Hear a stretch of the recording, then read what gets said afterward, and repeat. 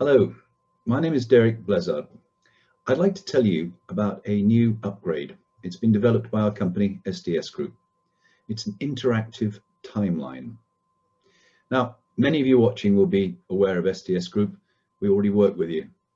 But for those of you who may not be quite so familiar, I'll give you a brief 2-minute overview of the company. The SDS Group specialise in the digitisation of records. Now, they can be historic archives, or they could be administrative records, or both. We also, though, have an in-house team of a dozen developers. Now, they create systems, not just for managing those records, but there are other solutions as well.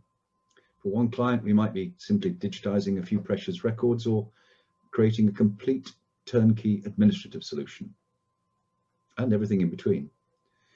All our solutions are bespoke. They are tailored entirely to reflect the client's image, not SDS's.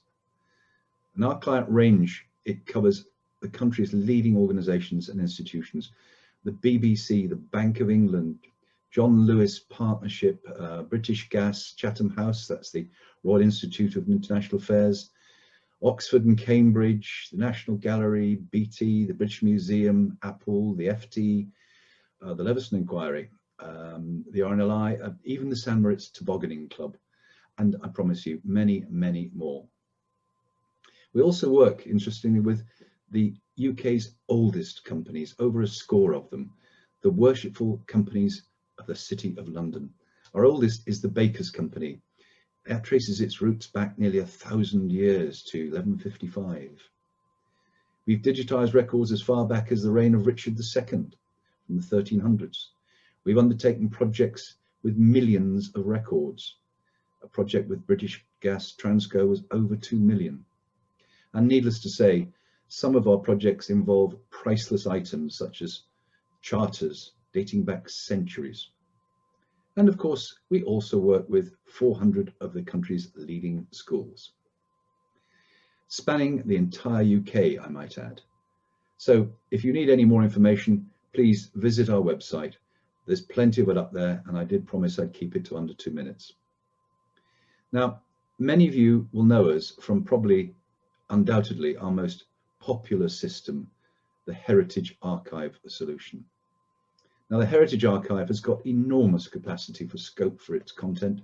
It has a search facility which is second to none. We've built over 500, well over 500, and there are probably 2 or 3 in construction as we speak. It's a particularly relevant system to what I mentioned earlier, the upgrade, a bespoke interactive timeline. And in a few minutes, I'll screen share with you and show you a few examples. However, the timeline doesn't have to be linked to a heritage archive. It can be a standalone system. It can be integrated with your own website. And we've even created them to cover a person's individual term of office. It's a bespoke solution, and it can make use of texts, images, multimedia. It can include hyperlinks, and of course it's all done in your house style. It is bespoke.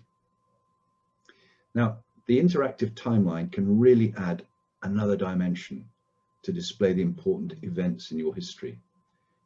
Perhaps 50, 75, or even 100 events, and it really brings a strong visual impact into play. It really brings history to life. We can compile an interactive timeline which is both engaging and comprehensively covers a complete history of your school. Having said that, the timeline can focus on an individual or individuals over the years: headmasters, headmistresses, governors, benefactors, notable alumni. It could cover the history of a school sports team over the years, or even a celebration of dramas, concerts, and events the school has staged. A rather quirky idea might be the 50 things you didn't know about your school. Hidden historic graffiti, for example, unusual events from the past, or old school pets names over the years. It's frequently, though, been used to reflect those lost in wars or in service to their country. It can show their personal history, those individuals before they were lost, events leading to their death, and it can even integrate geotagging to their last resting places using interactive Google Maps. There are many, many ways it can be applied. Other examples of your cultural heritage, such as annual sports days, founders days, prize days, speech days. A timeline can be molded in many different scenarios.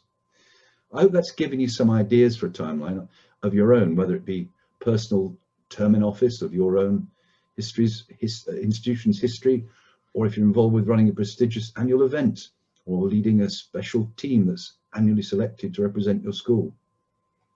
And also bear in mind, a timeline is particularly effective and relevant if you're approaching an important anniversary. Anyway, enough talk. Let me screen share with you now, show you a few examples of timelines that we've already constructed. Screen sharing, and you should be looking, I hope, at Christ's Hospital School timeline. Here you'll see a timeline that runs from 1552 right up to 2015. So that spans a great deal of time, nearly 500 years. Now this is an unusual timeline because it not only goes through sort of the years with individual incidents, but it also intertwines with the archive.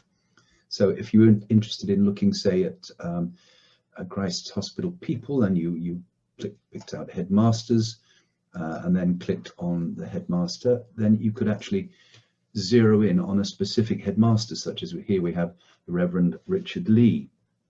So, as I said, this is an unusual, an interwoven timeline with the archive. What I'd like to show you here is Brighton College. Now, Brighton's timeline is quite different.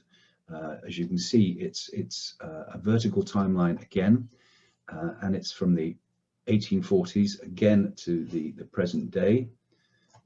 And here, as you can see, the last entry, 2020, is when the school won the United Kingdom School of the Decade Award from the Sunday Times, and quite obviously they were very, very pleased with that.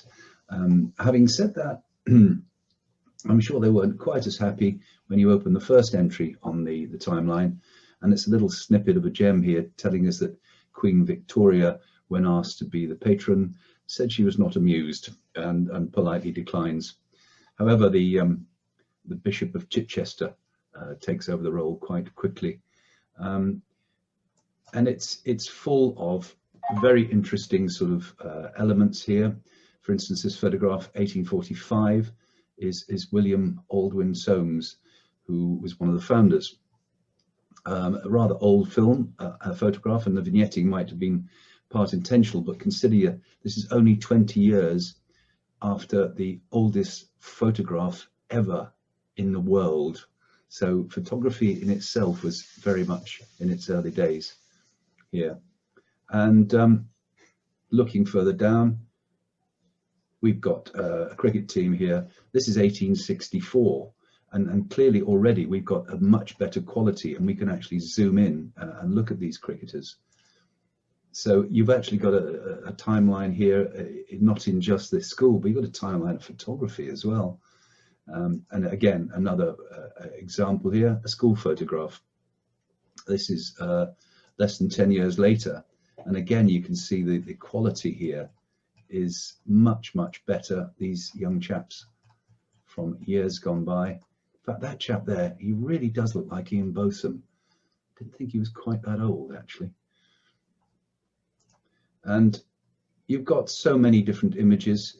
We've got caricatures here of the choir master, which is rather funny. The one I particularly find amusing is this one. It's an absolute gem. This is the matron's advice to some of the pupils. Never overstudy. The brain becomes too highly developed. Look, her advice to cricketers. Never play too much cricket. The arms become unwieldy. That is absolutely priceless. It really is. All manner of events can be added to timelines, as you can imagine, as you scroll through the years. And you can bring so much to life with events. Here you actually see the royal visit, the Queen, who in 1962, a young Queen Elizabeth visited the school. And again, this is a good quality image, and if you zoom in, many of those young men are still with us, I'm sure, but I wonder how many of them have got a copy of that photograph. And equally, another one just here is a photograph taken in 1965 of the choir. And again, these young men, I wonder how many have got a copy of this, as they are actually singing on ITV. Now, that's a vertical timeline. You can have them horizontal if you like, but I'm going to show you a different timeline now. This is Tonbridge School, and you'll notice here, this is a World War I memorial archive. They've actually used selectors here, so you can jump straight into 1914 or 1922 or whatever. And unusually, they've actually taken it from the First World War to the 4 years beyond the First World War. And many schools in the early part of the last decade embarked on these memorial archives as anniversaries to the Great War loomed. As a company, I think we produced about 30 or 40 of them, basically sort of detailing the old boys and sometimes teachers who'd lost their lives. And Tonbridge focused on the period, and unusually, as I say, they went beyond that period. But if you look at the some of the entries here, you've got a detail of each young man. Lieutenant Brocklebank, age 21. You know, he was probably one of the very first people to actually die, because he's killed in August, just literally weeks after the war actually broke out, or we declared war, should I say.